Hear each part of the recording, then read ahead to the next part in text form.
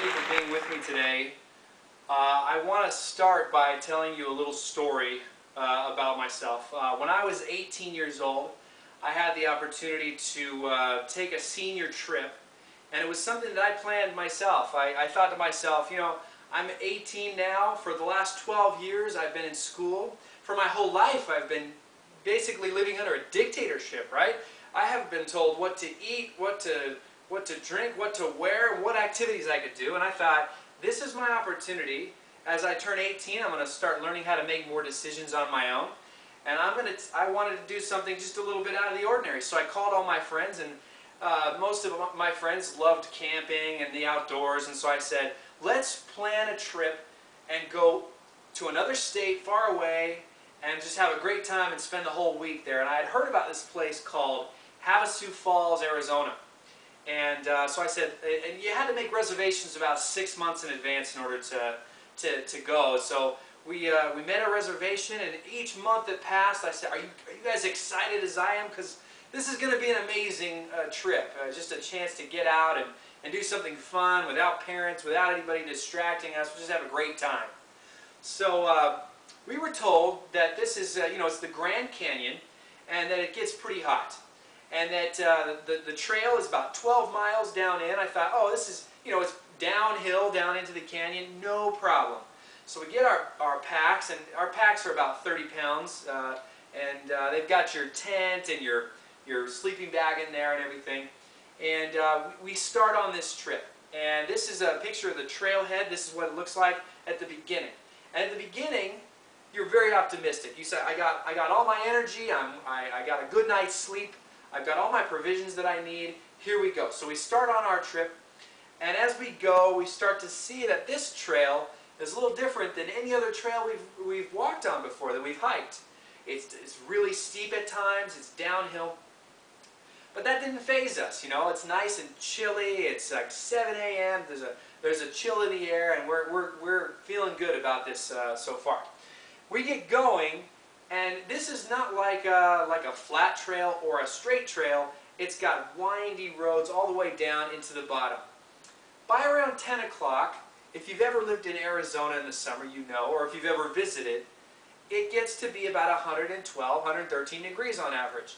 Well, on this day, it got to be about 115 by 10 a.m.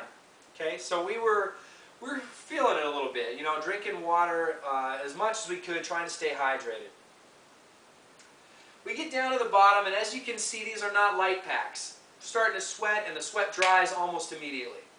Drink, sweat, dry. I mean, you would just dehydrate almost immediately. People have died every year that they have on record in this canyon because of how hot it gets. So we made sure we had plenty of water. As we got close to the campground, we heard a little trickle. And I thought to myself, there better be something amazing when I get there, because this little trickle sounds not like a very cool waterfall at all.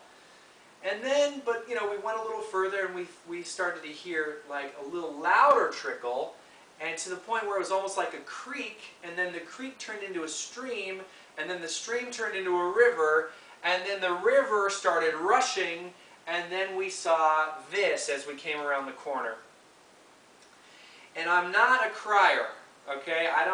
Generally don't cry, don't get too emotional, but this was one of those moments where I stood there and I just soaked it in, and I tried to absorb the beauty of what I was looking at. It was incredible. And as you go a little further down, you start to see down here in the bottom these pools that are just starting to form. You can imagine it didn't take very long before we had our backpacks off, swimsuits on, and we dove right in and spent the whole week in these pools, just having a great time. We had a wonderful time. And if you have a chance to go, you should. I found out later on from someone that for about $100, you can take a helicopter from the trailhead down into the falls, and it takes about 5 to 10 minutes. I thought to myself, are you kidding me?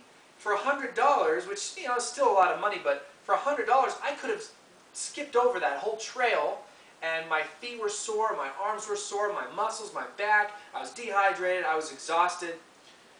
I probably would have done it. That was my first thought.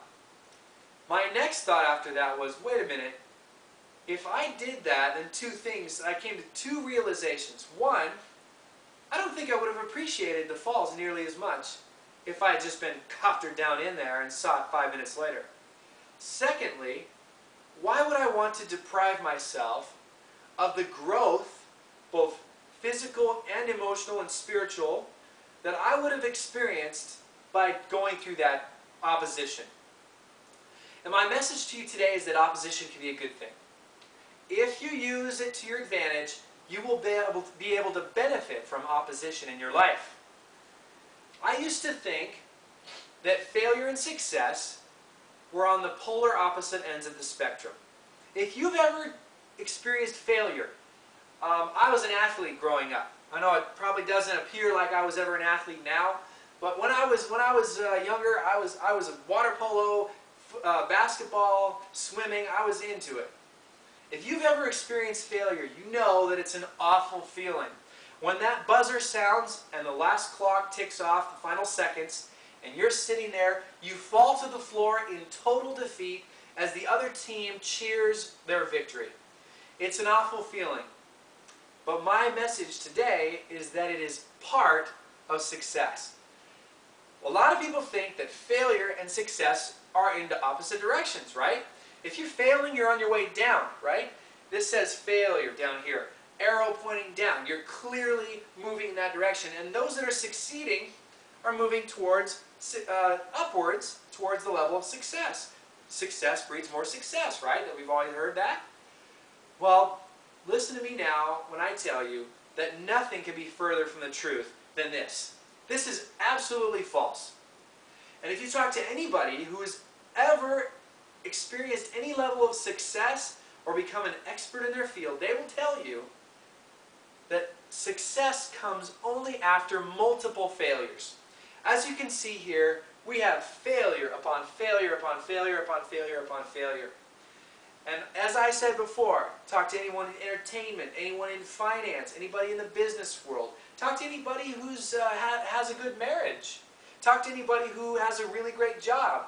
They will tell you that they've failed far more times than they've succeeded.